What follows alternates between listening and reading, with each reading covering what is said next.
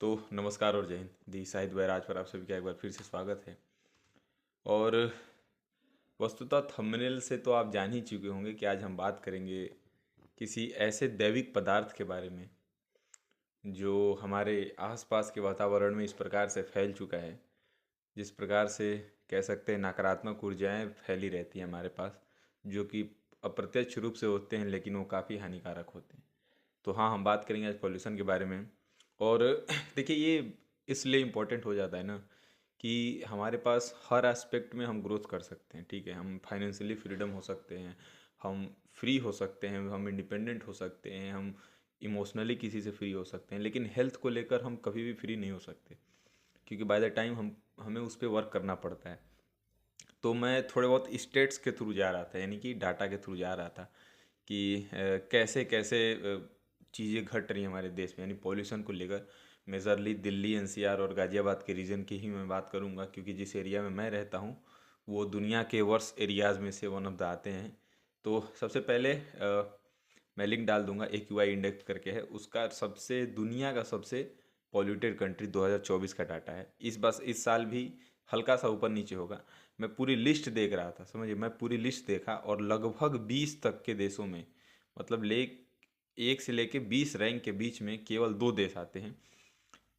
वो भी 13वें नंबर पर ढाका आता है, यानी बांग्लादेश, और 18वें नंबर पर पाकिस्तान का पेशावर इलाका आता है 2024 के हिसाब से। वरना पूरे 20 के 20 रैंकिंग में 18 जो शहर हैं वो पता है किसके? इंडिया के। सबसे पहला शहर एज यूजुअल हमारा भारत का राज्य, यानी इंडिया का कैपिटल, नरेंद्र मोदी का गढ़, मतलब जी वहाँ रहते हैं। और नई दिल्ली का एवरेज, मतलब पूरे 2024 का निकाला गया तो एवरेज आया है 169 के करीब 2024 में।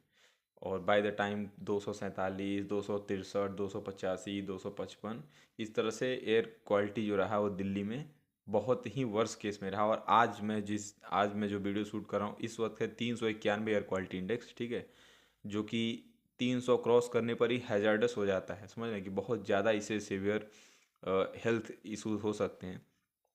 इसमें हम मेजरली पॉल्यूटेंट्स की बात करेंगे तो इसमें PM2.5 जो पार्टिकल है वो इसमें है। जो PM2.5 जो पार्टिकल है उसकी जो डेंसिटी है 268 है। उसके बाद कार्बन मोनोऑक्साइड 771 के करीब है, सल्फर डाइऑक्साइड 13 ppb है, और नाइट्रोजन डाइऑक्साइड 55 ppb है। अब तो आप देख सकते हैं ना कि इन सारे, मतलब हम किस किस लेवल पे पॉल्यूशन हमारे कैपिटल रीजन में। कोई कहीं किसी देश में अगर जाने के लिए अप्रोच करता है ना, तो सबसे पहले ही tries to find the capital, कि भाई इस देश का कैपिटल कैसा है। और कैपिटल का ये हाल है कि मैं अभी आपको हिस्टोरिकल डाटा में देखते देखते थक गया। मतलब मैक्सिमम आप 600 के करीब गया है पॉल्यूटेंट, और मिनिमम तो 202 से नीचे गया ही नहीं। और जब मैं कह रहा हूँ कि 202, तो इसका रेंज जो होता है 0 से लेके 50 के बीच में गुड होता है, 50 से 100 के बीच में मॉडरेट होता है, 100 से 150 के बीच में पुअर होता है, 150 से 200 के बीच में अनहेल्दी होता है, और 200 से 300 के बीच में सेवियर होता है, और 300 से प्लस होता है, यानी हजार्डस होता है। तो आप देख सकते हैं कि अभी जो है 391 है पॉल्यूशन, और मिनिमम 200 गया, यानी कि बैड, मतलब समझ लीजिए सीवियर तो रहा ही है हमेशा से ही। और इसके जो एनुअल डाटा है, मतलब अगर आप देखेंगे उसमें, तो मतलब कि जो पॉल्यूशन का एनुअल डाटा है जिसमें अभी के हिसाब से अहमदाबाद का भी लगभग पॉल्यूशन 242 के करीब है, कोलकाता का 276, मुंबई का 223 है, नई दिल्ली का तो खैर बता ही चुका हूँ मैं। और मतलब ये पूरे नवंबर का मैं हिस्टोरिकल डाटा देख रहा था, तो नवंबर में देखिए 6 नवंबर के बाद से लगातार पॉल्यूशन बढ़ गए। लोग कह रहे थे कि दिवाली की वजह से पॉल्यूशन हो रहा है, दिस दैट, मतलब किसी पर्टिकुलर चीज़ को लेकर उनका एजेंडा था, लेकिन दिवाली तो अक्टूबर में था। अक्टूबर के बाद से देखिए 6 नवंबर को 365, 7 नवंबर को 310, 8 नवंबर को 389, 9 नवंबर को 354, 10 नवंबर को 431, 11 नवंबर को 526, 12 नवंबर को 559, यानी 559 पॉल्यूशन रहा एयर क्वालिटी इंडेक्स हमारा। 13 नवंबर को 468, 14 नवंबर को 357, 16 नवंबर को 384, 17 नवंबर को 342, और इस तरह से आज 20 तारीख है तो आज 390 के करीब है। तो ये रहा टोटल दिल्ली का हाल मैं बता रहा हूँ, जो कि हमारा कैपिटल है। और इसमें मैं एक स्क्रीनशॉट लगा दूंगा, आप देख सकते हैं। इसमें लिखा हुआ है कि breathing the air in this location is harmful as smoking 11.2 cigarettes a day. समझ सकते हैं कि आप लगभग 11, मैं इसको 10 कह रहा हूँ, कि 10 सिगरेट पीने के बराबर है इस इस धुआं में घूमना आपको, ये तो सामान्य है। अभी थोड़ा और ठंडी आने दीजिए, मतलब ये नवंबर बीतने दीजिए, दिसंबर में 10 नहीं 12 हो जाएंगे ये सिगरेट, 12 नहीं 15, 15 नहीं 20। और आप सोच सकिए कि आदमी काम करने के लिए बाहर जाएगा ही, किसी का कोई स्पोर्ट्स का काम है, किसी का कॉलेज है, किसी का 50 तरह की चीज़ें लोग करते हैं। तो घर पे तो बैठ के कुछ होने वाला है नहीं, तो बाहर जाना ही पड़ेगा। जब बाहर जाएगा आदमी तो क्या होगा उसके साथ, 11-12 सिगरेट जो नहीं पीने वाला है वो भी पिएगा। तो मैं भी कोशिश कर रहा हूँ कि थोड़ा वो सिगरेट पीना मैं भी चालू कर दूँ।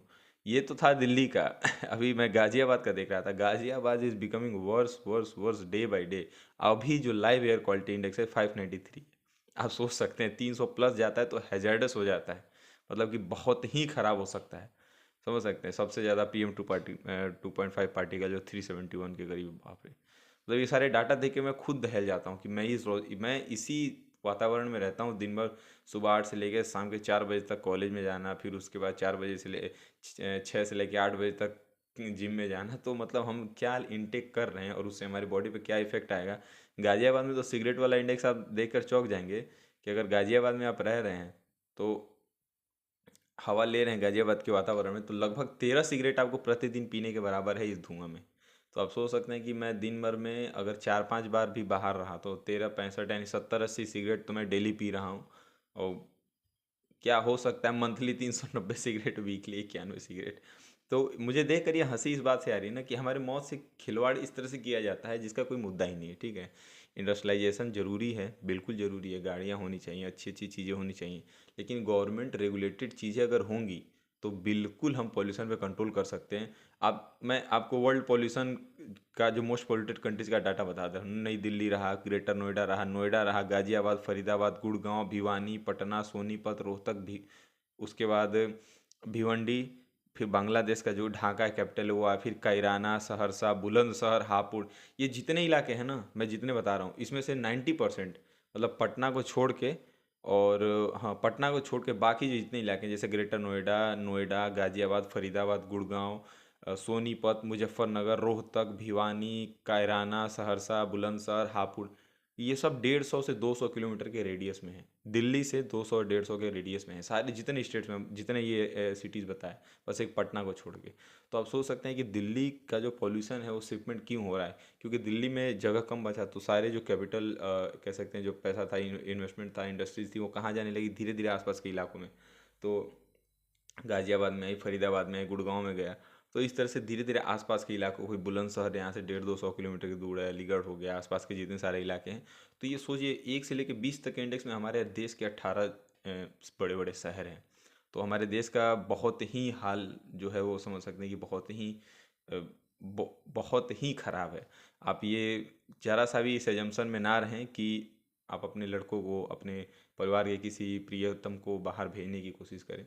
इस चेष्टा में रहेंगे तो आप सोच सकते हैं कि सरकार कुछ करने वाली है नहीं। दिल्ली में अभी भाजपा की सरकार है, पहले पराली पराली को दोष देते थे, लेकिन अब पंजाब में जैसे ही अरविंद केजरीवाल की सरकार बनी, पराली को दोष नहीं दिया जा रहा है कि पराली प्रदूषण के कारण है। भारत सरकार के द्वारा, दिल्ली की गवर्नमेंट के द्वारा ये भी IIT कानपुर के साथ कोऑर्डिनेशन करके एक वो भी बनाया गया कि भाई प्लेन से हम कृत्रिम बारिश कराएंगे, यानी आर्टिफिशियल रेन कराएंगे, लेकिन वो भी सक्सेसफुल नहीं रहा। तो इसके लिए हमें एक ब्रॉडर लेवल पे वर्क करना पड़ेगा कलेक्टिवली हमें। और ये टोटली गवर्नमेंट इनिशिएटिव हो सकता है, होना चाहिए। क्यों? क्योंकि आप समझिए पब्लिक को काम करने बाहर तो जाना पड़ेगा, तो आप रेगुलेशन किस तरह से कर सकते हैं, गाड़ियों पे बैन लगा सकते हैं, या हम EV को प्रमोट कर सकते हैं, या बाय द टाइम बहुत सारे ऐसे अल्टरनेटिव जो कि गवर्नमेंट के पास अवेलेबल हैं उसका हम यूज़ कर सकते हैं। ये देखना रोचक होगा कि आने वाले समय में हमारे ज़िंदगी के साथ किस स्तर पर खिलवाड़ होता है। तो ये सारी चीज़ें थी जो मुझे आपसे बतानी थी, क्योंकि पॉल्यूशन का इस तरह से व्यवहार हो सकता है। मान लीजिए हम थोड़े एडल्ट हैं, ठीक है, हमारे लंग्स की कैपेसिटी एज ग्रुप के हिसाब से लंग्स की कैपेसिटी बहुत अलग अलग होती है। तो जैसे हमारा एज ग्रुप के हिसाब से मान लीजिए हमारी लंग्स की कैपेसिटी 1.5 से 2 लीटर के करीब है, पर जो बच्चे हैं उनकी लंग्स की कैपेसिटी वैसी नहीं है। तो जो वो इनटेक करेंगे तो आप सोच सकते हैं कि उनकी बॉडी की फॉर्मेशन कैसी होगी, वो किस तरह से। और इसमें इसमें मैं डिजीज़ का देख रहा था, अस्थमा, ट्यूबरकुलोसिस, और भी बहुत सारे कई सारे ऐसे रोग हैं जो इसके कंटिन्यूअस, देखिए अस्थमा होगा, ट्यूबरकुलोसिस होगा, इस तरह के बहुत सारे ऐसे रोग, मतलब जो डिजीज़ हैं वो आपको आपकी बॉडी में अगर उस तरह की चीज़ें करेंगे तो होगा ही होगा। तो हाई चांस है कि आप बहुत सारे, इसके लिए बहुत सारे डू और डोंट्स बनाए गए हैं कि भाई अवॉइड करिए, अगर जितना से ज़्यादा आउटडोर आप जा सकते हैं उसको कम करिए, और आसपास के इन्वायरमेंट को थोड़ा स्ट्रेसफुल कम रहे, यानी एयर फिल्टर का यूज़ करिए। और यहाँ पे आप सोच सकते हैं कि इस वातावरण में आदमी फिट अपने आप को प्रोटेक्ट करने के लिए क्या करेगा, एक्सरसाइज करेगा। पर यहाँ पर भी डू और डोंट में यह आया है कि भाई अब हैवी लिफ्टेड और एक्सरसाइज ना करें, कार्डियोवास्कुलर एक्सरसाइज ना करें। तो सोच सकते हैं कि हमारे देश की हालत क्या है। ये तो मैं दिल्ली एनसीआर रीजन की बात कर रहा था, जिससे इसके आसपास के इलाके हैं। आपके भी शहर की पॉल्यूशन की क्वालिटी जो होगी आप हमें कमेंट सेक्शन में बता सकते हैं। और ये हाल है भाई, हम मैं लिटरली मैं ऑन ऑफ स्क्रिप्ट होकर आपसे बात करना चाहूँगा, ये हाल है हमारे देश की।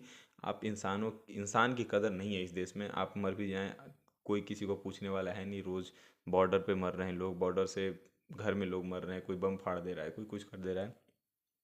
तो इस तरह से चीज़ें घटती रहेंगी पर किसी को फ़र्क पड़ने वाला है नहीं। तो इससे बेटर है कि खुद की इनिशिएटिव लीजिए। सरकार क्या करेगी उससे हमें नहीं फ़र्क पड़ता है, हमें पेड़ लगाना है, ज़्यादा से ज़्यादा हमें पेड़ लगाना है।